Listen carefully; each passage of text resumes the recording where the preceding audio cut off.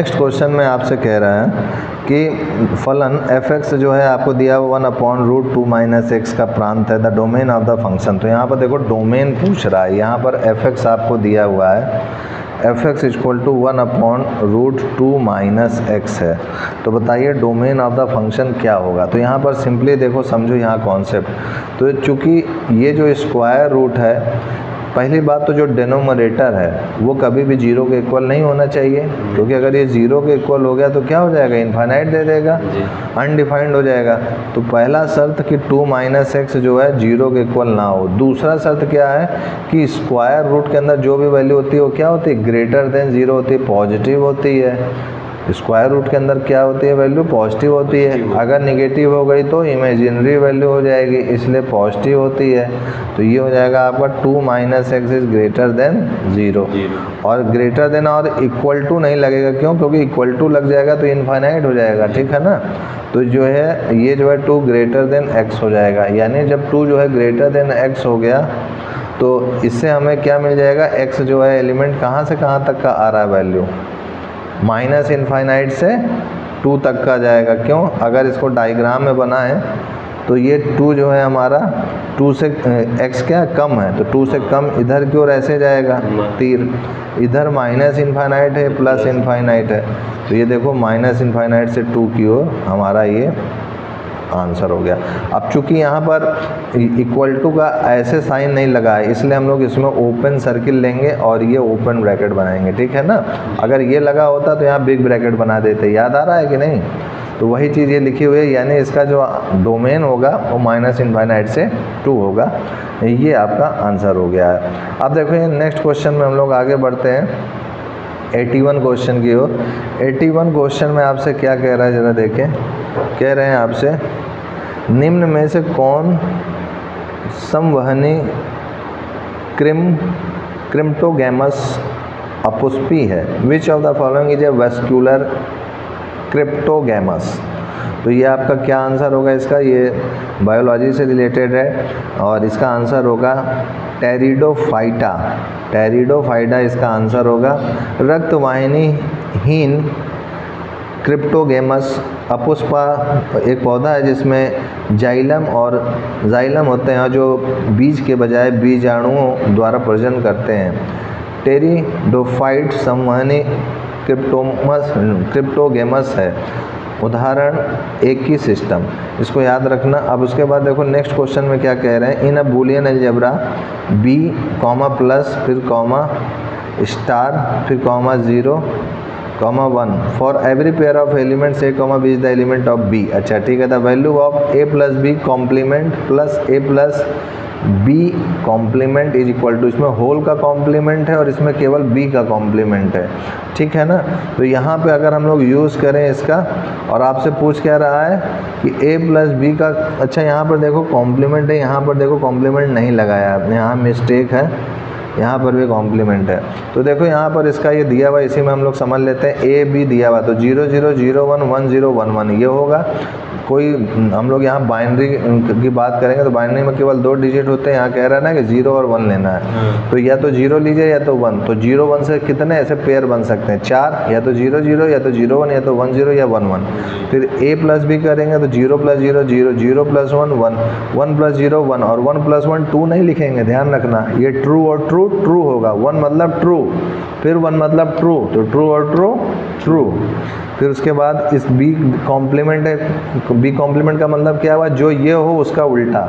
0 है तो ये 1, 1 है तो 0, 0 है तो 1, 1 है तो 0। फिर उसी तरीके से a + b कॉम्प्लीमेंट है, यानी जो ये लिखा हुआ है उसका उल्टा। तो यहाँ 0 है तो यहाँ 1, यहाँ 1 है तो 0, 1 है तो 0, 1 है तो 0। ये समझ में आया। अब उसके बाद देखो a + b डैश है, तो अब इसके बाद ये और ये जोड़ो, तो 0 + 1 क्या होगा 1, फिर 0 और 0 क्या होगा 0, फिर 1 और 1 क्या होगा 1, फिर ये 1 और ये 0 क्या होगा 1। अब a + b का होल डैश है ये, यहाँ पर ये a + b डैश का होल डैश है, ये चीज़ ध्यान रखना। अब इसका कॉम्प्लीमेंट 1 है तो 0, 0 है तो 1, 1 है तो 0 और फिर 1 है तो 0। अब इन दोनों को जोड़ दो, तो 1 और 0 1, 0 और 1 1, और फिर से यहाँ पर देखो ये मिस्टेक कर रहा है, यहाँ पर भी 1 होगा और यहाँ पर भी 1 होगा। तो आपका इसमें ओवरऑल आंसर की बात करें तो ओवरऑल आंसर की बात करें तो ए होगा या बी होगा या ए डैश होगा या बी डैश होगा। तो यहाँ पर सो देखने में ये जो चीज़ है a प्लस बी डैश, ज़रा देख लूँ मैं एक बार फिर से चेक कर लूँ, a प्लस बी का डैश, तो ये तो 0, a प्लस बी का डैश, अच्छा ये हो गया हमारा 1 और 1, और सॉरी ये मैं गलत देख रहा था, a प्लस बी का होल डैश हमें देखना है, इसको और इसको ऐड करना है। फिर से मिलाते हैं हम लोग, 1 प्लस 0 1, 0 प्लस 1 1, अब 0 और 0 0 सही लिखा है और 0 और 0 सही लिखा है, यानी ये 1 1 0 0 किसके इक्वल मैच कर रहा है, देखो मिलाओ जरा, 1 1 0 0, तो 1 1 0 0 किस में आ रहा है आपका, a का कॉम्प्लीमेंट में आ रहा है, क्योंकि देखो अगर a का कॉम्प्लीमेंट यहाँ पर अगर मैं लिखूँ तो a का कॉम्प्लीमेंट मतलब जो 0 है वो 1 हो जाएगा, जो 0 है वो 1 हो जाएगा, जो 1 है वो 0 हो जाएगा और जो 1 है ये 0 हो जाएगा, ठीक है ना। तो यहाँ से देखो ये चीज़ ये इससे मैच कर रही है, यानी ये किसके इक्वल होगा, ए डैश के इक्वल होगा। समझ में आया? तो एकदम इजी चीज़ है, कोई बहुत बड़ी कठिन चीज़ नहीं है, ठीक है ना। आओ अब देखो नेक्स्ट क्वेश्चन में आपसे क्या कह रहा है कि 83 क्वेश्चन में, who was the last Mauryan ruler, अंतिम मौर्य शासक कौन था, तो वृद्धरथ था।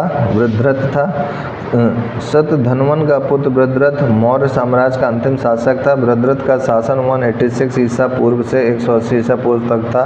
वृद्धरथ भी बौद्ध धर्म का अनुयायी था। उसके अपने ही सेनापति पुष्यमित्र वृद्धरथ की हत्या कर दी और एक नए राजवंश का उदय हुआ जिसे शुंग राजवंश कहते हैं। बिंदुसार राज 298 से 273 ई पूर्व मौर्य राजवंश के राजा थे जो चंद्रगुप्त मौर्य के पुत्र थे।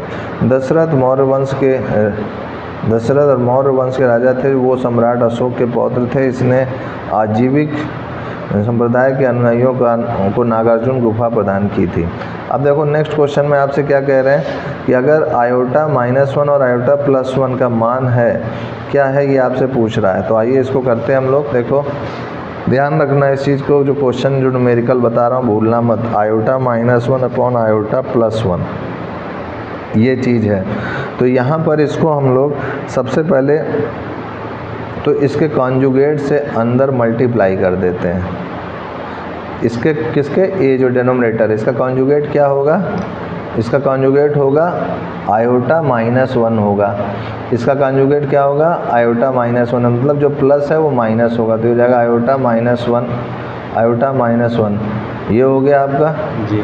झपकी मत लो, ध्यान से इधर देखो, झपकी मत लो। अब देखो ये जो है आपका ये a माइनस बी, तो ये हो जाएगा आपका आयोटा -1 का होल स्क्वायर। अब ये हो जाएगा a प्लस बी और a माइनस बी, तो ये क्या हो जाएगा a square minus B square, ये हो गया। अब ये चीज़ इसको जो है अगर हम लोग सॉल्व करेंगे तो ये a माइनस बी के होल स्क्वायर से एक्सपेंड कर देंगे इसको, तो ये क्या हो जाएगा आयोटा स्क्वायर +1 -2 आयोटा अपॉन इसको करेंगे तो आयोटा स्क्वायर क्या हो जाएगा, अभी लिख देते हैं आयोटा स्क्वायर ये हो गया और ये 1, ठीक है ना। अब देखो आयोटा की वैल्यू √-1 होती है, तो होल स्क्वायर करोगे तो आयोटा स्क्वायर -1 आ जाएगा ना, तो यहाँ -1 लिख सकते हैं। तो ये आयोटा स्क्वायर +1 -2 आयोटा अपॉन -1 और -1, ठीक है। तो ये -2 हो जाएगा।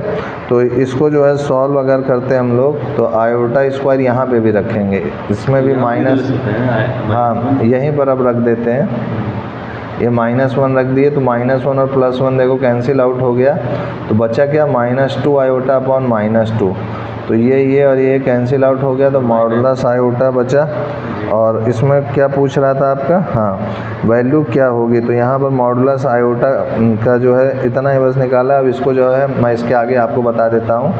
इसके आगे ये होगा कि समझ लो जैसे कि modulus a plus iota b है मॉडुलस में, तो इसको सॉल्व करेंगे तो ये a square plus B square आएगा। तो यहाँ आयोटा है तो यहाँ पर 0 + 1 आयोटा लिख सकते हैं ना इसको, आयोटा को, हाँ। क्योंकि 0 1 के आई के आगे 1 होता है और 0 जोड़ दोगे तो भी कोई असर नहीं होगा। तो यहाँ पर 0 क्या हो गया a और 1 क्या हो गया b।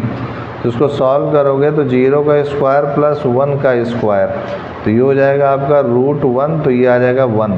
तो यही आपका मॉडुलस आयोटा की वैल्यू 1 आ गई, यानी इस पूरे को सॉल्व किए तो हमारा 1 आया आंसर। तो यानी आपका ये ऑप्शन में ए ऑप्शन सही होगा। देखो ये सब डायरेक्ट लिख दिया है कि ये है, फिर यहाँ से डायरेक्ट लिख दिया है कि 1 आएगा, जो कि सही नहीं, इसको बताना चाहिए था। अब देखो नेक्स्ट क्वेश्चन में आगे आपसे क्या कह रहे हैं कि सभापति तथा उपसभापति का पद रिक्त होने पर कौन राज्यसभा की अध्यक्षता करता है। कौन सा राज्य है भाई जो अध्यक्षता करता है? Who presides over the Rajya Sabha when the office of the chairman in the deputy chairman is vacant.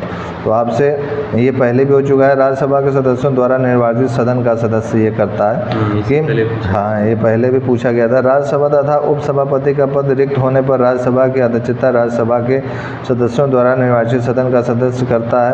Bharat का उपराष्ट्रपति राज्यसभा का पदेन सभापति होगा। राज्यसभा यथाशक्य शीघ्र अपने किसी सदस्य को अपना उपसभापति चुनेगी और जब जब उपसभापति का पद रिक्त होता है तब तब राज्यसभा किसी सदस्य को अपना उपसभापति चुनेगी। राज्यसभा के सभापति और उपसभापति को तथा लोकसभा के अध्यक्ष और उपाध्यक्ष को ऐसे वेतन और भत्तों का जो संसद विधि द्वारा नियत करे और जब तक इस निमित्त इसका इस प्रकार उपबंध नहीं किया जाता तब तक ऐसे वेतन और भत्तों का जो दूसरी अनुसूची में विनिर्दिष्ट है सदाए किया जाएगा। देखो नेक्स्ट क्वेश्चन में क्या कह रहा है आपसे, in which of the following plants group both saprophyte and gametophyte phases the multi cellular and free living. निम्न में से कौन से पादप समूह में दोनों बीजाणु द्विविध, और आगे ये जरा पढ़ो क्या लिखा है, वह युग्मकोद्भिद। हाँ, युग्मकोद्भिद प्रावस्था बहुकोशिकाएं तथा मुक्त जीवी होती है। तो इसमें कौन सा आंसर सही होगा आपका? थैलोफाइट और ब्रायोफाइट। ये याद रखना है, बायोलॉजी के तो सारे क्वेश्चन रट ही डालो, इसमें और कोई विकल्प नहीं है रटने के सिवा। बायोलॉजी में मैथ हुआ, फिजिक्स हुआ तो थोड़ा समझ लिया, केमिस्ट्री क्वेश्चन हुआ समझ लिया, बाकी अधिकतर जो है रट लो। फिर कह रहे हैं who told that history is the story of class struggle. तो कार्ल मार्क्स हैं। किसने कहा कि इतिहास वर्ग संघर्ष की कहानी है? कार्ल मार्क्स ने कहा है। नेक्स्ट क्वेश्चन देखो आपसे क्या कह रहे हैं। अच्छा, आगे इसको जरा पढ़ लेते हैं। कार्ल मार्क्स ने कहा कि इतिहास वर्ग संघर्ष की कहानी है। कार्ल मार्क्स का मानना था कि समाज में संसाधनों की पहुंच समान नहीं है, जिसके कारण समाज का वर्गों में विभाजन हो जाता है, जिससे वर्ग संघर्ष होता है। 1818 से 1883 से कार्ल मार्क्स को एक दार्शनिक के रूप में नहीं बल्कि एक क्रांतिकारी के रूप में जाना जाता है, जिनके कार्यों के 20वीं शताब्दी में कई कम्युनिस्ट शासनों की नींव को प्रेरित किया। नेक्स्ट क्वेश्चन देखो आपसे क्या कह रहे हैं, निम्न में से सही विकल्प चुनें। इनमें से सही विकल्प क्या है? तो when a conservative force does positive work of an object then the potential energy of the object increases. कोई ज़रूरी नहीं है। देखो नेक्स्ट क्वेश्चन क्या कह रहे हैं, the kinetic energy increases as a result of work done by body against friction. तो ये सही है। नेक्स्ट कह रहे हैं in an elastic collision of two bodies the total linear momentum of the system is always conserved. ये कोई ज़रूरी नहीं है, इन इलास्टिक कॉलिजन में कभी कंजर्व नहीं रहता। फिर नेक्स्ट कह रहे हैं in an elastic collision of two bodies the total energy of the system is also converge. Conserve नहीं होता इन इलास्टिक कॉलिजन में, ना काइनेटिक एनर्जी कंजर्व होती है ना ही आपकी लीनियर मोमेंटम ही कंजर्व होता है। तो ये आपका आंसर हो गया। अब उसके बाद देखिए 89 क्वेश्चन में क्या कह रहे हैं, निम्नलिखित में से छैल जो छबीला सब रग से रंगीला बड़ा चित्त का उड़ीसा कहूँ देवतों से न्यारा है। पंक्तियों की रचना करने वाले हैं। कौन रचना भाई कर रहे हैं इसकी? ताज बीबी कर रहे हैं। नेक्स्ट क्वेश्चन आपसे कह रहा है pick the incorrect statement true and false following. Coriolis force deflects winds to the left direction in the northern hemisphere. एकदम सही है। कोरियोलिसिस फोर्स जो है पीसीएस में भी क्वेश्चन पूछा गया था कि कोरियोलिसिस फोर्स कहते किसे हैं। इसकी उपयोगिता क्या है, ये याद रखना। तो ये ऑप्शन एकदम सही है। कोरोलिसिस बल एक आभासी बल है जो पृथ्वी के घूर्णन के कारण उत्पन्न होता है। यह बल उपोष्ण कटिबंधीय उच्च वायु दाब पेटी तथा उपध्रुवी निम्न वायु दाब पेटियों के निर्माण में और महासागरीय धाराओं के दिशा परिवर्तन में सहायक होता है। अतः विकल्प ये सत्य नहीं है, यानी ये सत्य नहीं है, ये जो है पिक द इनकरेक्ट। तो इसमें जो कोरोलिसिस फोर्स डिस्प्लेसमेंट लेफ्ट डायरेक्शन में, तो ये लेफ्ट डायरेक्शन में एक जो है गड़बड़ है। अब बाकी जो है और देखते हैं। Frictional force affect the speed of the wind, बाई सही बात है। Closeness of isobars reflects strong pressure gradient, ये भी सही है। Coriolis force acts perpendicular the pressure of gradient force, तो एकदम सही है। तो ये कोरियोलिसिस फोर्स जो है पीसीएस में पूछा गया था, 2-3 बार पूछा गया है, इंपॉर्टेंट क्वेश्चन है पीसीएस के अनुसार। देखो इसमें भी पूछ लिया गया है। अब देखो इसमें क्या कह रहे हैं 91 क्वेश्चन में, probability of getting 3 heads in tossing limit coins. अब देखो 3 हेड हैं, 4 सिक्के सबसे पहले आपको दिए हुए हैं, ऐसे 4 सिक्के हैं, 1 सिक्का 2 सिक्का 3 सिक्का 4 सिक्का। अब देखो पहला सिक्का उछालोगे, दूसरा तीसरा चौथा, तो ये ऐसे इसमें कितने बन सकते हैं चीज़ें, जैसे मैं H H H H ऐसे, ठीक है। तो ऐसे ये कितने बनने वाले हैं, फॉर्मूला याद रखना, चूँकि कितने 1 2 3 4, तो 2 की पावर 4 टोटल आउटकम्स बनेंगे, टोटल आउटकम्स, हाँ, यानी 16 बनेंगे ऐसे। H H कैसे, H H H H, फिर H H H, फिर T, फिर H H T T, फिर H T T, फिर T T T T, फिर उसके बाद T T T, फिर H, फिर T T H H, समझ पा रहे हो ना। फिर उसके बाद T H H T, ठीक है, ये हो गया। फिर ऐसे ही अब 2 T ले लो, 2 H तो हो चुका है, तो 3 T वाला भी ऐसे, मतलब कुल मिलाकर के 16 ऐसे सोच के बनाते जाना है। और हमें 3 H से मतलब है, तो 3 H का अगर हम लोग देखें तो ये H H H T बना, एक 3 ऐसे, फिर एक क्या कहते हैं H, एक T इधर कर देते हैं, H इधर कर देते हैं, फिर ये T को इधर पहुंचा देते हैं, फिर इस T को आगे पहुंचा देते हैं। तो ऐसे देखो कितने बनना है 3 H वाले, 4 बनना है। इसमें भी देखो 3 H है, इसमें भी देखो 3 H है, और इसमें भी देखो 3 H है। तो ये टोटल संख्या कितनी हुई, 4। तो और इस टाइप से आप अगर 16 बनाओगे तो 16 में भी ऐसे तुमको ये 4 मिल जाएंगे, ठीक है ना। तो अच्छा, इसको बनाना सीखना चाहते हो, 16 कैसे बनेंगे, थोड़ा समय लगेगा, लेकिन एग्ज़ाम में जो है अगर जैसे कि मान लो सबसे पहले ये आपका एक कॉइन है, उछाला तो ये हेड आया और ये टेल आया, फिर उछाला एक कॉइन को, तो इस बार फिर से या तो हेड आएगा या तो टेल आएगा, फिर से उछाला तो या तो हेड आएगा या तो टेल आएगा, ठीक है ना। इसमें भी ऐसे हेड आएगा या तो टेल आएगा, फिर से इसको उछाला तो या तो हेड आएगा या तो टेल आएगा, फिर से ऐसे उछाला तो या तो हेड आएगा या तो टेल आएगा, या तो ये ऐसे हेड आएगा या तो टेल आएगा, इधर से भी ऐसे हेड आएगा या तो टेल आएगा। देखो ये कितने संख्या बन गई, यहाँ से देखो ये 1, यहाँ से ये 2, फिर देखो ये वाला ऐसे 3, समझ पा रहे हो बात को। मैं यहाँ लिखते जा रहा हूँ 1 2 3 4 5 6 7 8, सबका लास्ट लिख लो, और यहाँ से ऐसे चलना है, ये फिर हेड हेड टेल, ऐसे हेड हेड हेड टेल, फिर हेड हेड टेल हेड, फिर हेड हेड टेल टेल, ऐसे देखो 8 इसमें बन गए। उसी तरीके से इसमें भी ऐसे बनाओगे, पेयर करोगे H और T का, तो इसमें भी ऐसे ही बनाओगे, बनाते जाओगे तो इसमें भी 8 बन जाएंगे, ठीक है ना। 8 8 देखो टोटल 16 हो गए। तो ये बनाना आ गया आप तुमको कि नहीं जी।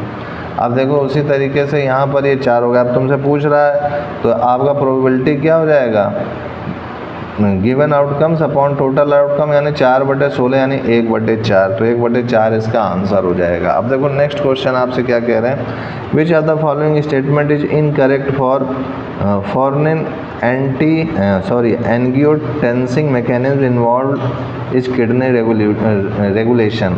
कुछ नियमन में भाग लेने वाले रेनिन एंजियोटेंसिन क्रिया विधि के लिए क्या सही नहीं है? तो ये जो है बायोलॉजी का है, इसको रट लो। इसमें आंसर में देखो इसका जो है डी ऑप्शन सही है। Can an increase in blood flow can activate juxtaglomerular cells to release renin. इसको एकदम रट लो, इसमें और कोई विकल्प नहीं है कि समझने की चीज़ है, ये समझने की नहीं, रट लो इसको पूरा, ठीक है। 92 वाला बायोलॉजी से रिलेटेड था, ठीक है ना, ये 92 वाला है, रट लो इसको। 92 के बाद देखो नेक्स्ट क्वेश्चन है 93 में, किस कहानी में लहना सिंह प्रमुख पात्र था? उसने कहा था में था। लहना सिंह उसने कहा था शीर्ष कहानी जिसका पहला परिचय अमृतसर के बाजार में होता है। उस समय लहना सिंह की उम्र 12 वर्ष थी। फिर आगे देखो आपसे क्या कह रहे हैं, 1961 में पहली बार दहेज प्रतिबंध दूर करने के लिए संयुक्त अधिवेशन किस विधेयक के लिए चुना गया? दहेज प्रतिबंध विधेयक के लिए। 1961 में दहेज प्रतिबंध विधेयक के लिए पंडित जवाहरलाल नेहरू के समय संविधान के अनुच्छेद 108 के अनुसार यदि किसी विषय पर दोनों सदनों में गतिरोध उत्पन्न हो जाता है तो राष्ट्रपति द्वारा दोनों सदनों का संयुक्त अधिवेशन बुलाने का प्रावधान है। फिर संविधान के अनुच्छेद 118 के अनुसार संयुक्त अधिवेशन की अध्यक्षता लोकसभा के स्पीकर अध्यक्ष द्वारा की जाती है। यदि लोकसभा अध्यक्ष अनुपस्थित रहता है तो लोकसभा उपाध्यक्ष द्वारा की जाती है और दोनों के अनुपस्थित रहने पर राज्यसभा के उपसभापति द्वारा की जाती है। याद रखें कि राज्यसभा का सभापति उपराष्ट्रपति कभी भी संयुक्त अधिवेशन की अध्यक्षता नहीं करता क्योंकि वे दोनों में से किसी भी सदन का सदस्य नहीं होता है। अभी तक केवल 3 बार संसद का संयुक्त अधिवेशन बुलाया गया है। 1961 में दहेज प्रतिबंध विधेयक के लिए पंडित जवाहरलाल नेहरू के समय, 1978 में बैंकिंग सेवा आयोग विधेयक के लिए मोरारजी जी देसाई के समय, और लास्ट में क्या 2002 में आतंकवाद निवारक विधेयक पोटा अटल बिहारी वाजपेयी के समय। नेक्स्ट क्वेश्चन है आपके लिए कि 95 क्वेश्चन देखो जरा, विच of the following statement is not correct for enzymes? Enzymes के लिए इसमें से कौन सा है जो सही नहीं है, करेक्ट नहीं है? तो almost all enzymes are proteins, अधिकतर सारे एंजाइम प्रोटीन होते हैं, तो बात सही है। फिर आगे क्या आपसे कह रहे हैं, an active site of an enzyme is a pocket into which the substrate fits, तो ये गलत है। और आगे क्या कह रहा है, most of the enzymes gate damage at high temperature, तो बात सही है, अधिकतर हाई टेम्परेचर पे कई एंजाइम्स डैमेज हो जाते हैं। फिर enzymes accelerate the reaction by increasing activation energy, तो जी हाँ, एंजाइम जो है एक्सेलरेट करते हैं रिएक्शन को बाय एक्टिवेशन एनर्जी को इंक्रीज होने से। एंजाइम सक्रियण ऊर्जा को कम करके प्रतिक्रियाओं को तेज करते हैं। एंजाइम प्रोटीन होते हैं जिनका त्रिआयामी रूप उनके कार्य की कुंजी है। एंजाइम एक प्रतिक्रिया के लिए मुक्त ऊर्जा में समग्र परिवर्तन को नहीं बदलते हैं। एक प्रतिक्रिया को उत्प्रेरित करने के लिए एक एंजाइम एक या एक से अधिक अभिकारक अणुओं को पकड़ लेता है। ये अणु एंजाइम के सबस्ट्रेट्स हैं। सक्रिय साइट में पाए जाने वाले अमीनो एसिड का सेट 3D स्पेस में उनकी स्थिति के साथ सक्रिय साइट को एक बहुत ही विशिष्ट आकार और रासायनिक व्यवहार देता है। इन अमीनो एसिड की सहायता से एक एंजाइम की सक्रिय साइट एक विशेष लक्ष्य एंजाइम के सबस्ट्रेट या सबस्ट्रेटस से जुड़ने के लिए विशिष्ट रूप से अनुकूल है और उन्हें रासायनिक प्रतिक्रिया से गुजरने में मदद करती है। नेक्स्ट क्वेश्चन आपसे देखो 96 में, विच of the following not correct for financial nomenclature? जैविक नाम निम्न में से कौन सा कथन द्विपदी नाम पद्धति के लिए सत्य नहीं है फाइनेंशियल नॉमेनक्लेचर के लिए? तो जैविक नाम प्रायः लैटिन भाषा में होते हैं और किसी अक्षरों में लिखे जाते हैं, तो ये आपका करेक्ट नहीं है। तो करेक्ट क्या है जरा वो भी पढ़ लें। पहला शब्द वंश नाम और दूसरा शब्द जाति संकेत पर होता है, बात सही है। The first word density genius and second word represent species, दोनों शब्द का प्रथम अक्षर बड़े अक्षरों में लिखा जाता है, बात सही है। जैविक नाम को जब हाथ से लिखते हैं तब दोनों शब्दों को अलग अलग रेखांकित करना होता है, तो इसको एकदम याद कर लो, ये बायोलॉजी का पार्ट है। नेक्स्ट क्वेश्चन में कह रहे हैं 90 किलोग्राम भार वाली वस्तु के लिए for a body of weight 90 kilogram the weight at height RE/2 of earth surface is 40 kg। और आगे क्या कह रहे हैं, the weight of depth RE/2 from earth surface is 45 kg। तो आइए इसको हम लोग पहले सॉल्व करके देखते हैं। सबसे पहले इसमें जो है एक फार्मूला याद रखिएगा कि G डैश जो होता है आपका G1 - D/R होता है, ठीक है। ये क्या है आपका acceleration due to gravity g है, जो कि 9.8 मीटर पर सेकंड स्क्वायर होता है। अब यहाँ पर देखो सबसे पहले आपसे कह रहे हैं कि इनिशियल वेट ऑफ बॉडी कितना दिया हुआ 90 kg, और जो हाइट है आपका RE/2 दिया हुआ है, यानी R/2 एक तरीके से, ठीक है। ये जो है ऐसे है, ये मिस्टेक किए हुए हैं, रेडियस ऑफ अर्थ, ठीक है ना, ये रेडियस ऑफ अर्थ है, ये छोटा जो लिखे हैं ये गड़बड़ है, ये रेडियस ऑफ अर्थ है, ये ऐसे होना चाहिए बड़ा, ठीक है ना। ये हो गया हमारा। अब उसके बाद हमको जो है डब्लू डैश अगर निकालना है तो क्या हो जाएगा W0 फिर R, फिर उसके बाद जो है आपका ये हो जाएगा R प्लस h का होल स्क्वायर। तो यहाँ से अगर हम लोग देखें तो हमको हाइट जो है दी हुई है, कुछ हाइट दी हुई है, कुछ पता नहीं है, तो यहाँ पर वैल्यू केवल पुटअप करते हैं अगर, तो यहाँ पर जो है कुछ वैल्यू पक्की दी नहीं हुई है यहाँ पर। तो यहाँ पर आप जो है जो दिया उसी का यूज़ कर लें। तो यहाँ पर ये 90 रखते हैं और फिर इसको सॉल्व करते हैं हम लोग। तो ये आपको हाइट जो है R/2 यहाँ रखेंगे, R प्लस R/2, तो ये 2R, और इसको सॉल्व करेंगे कुल मिला करके।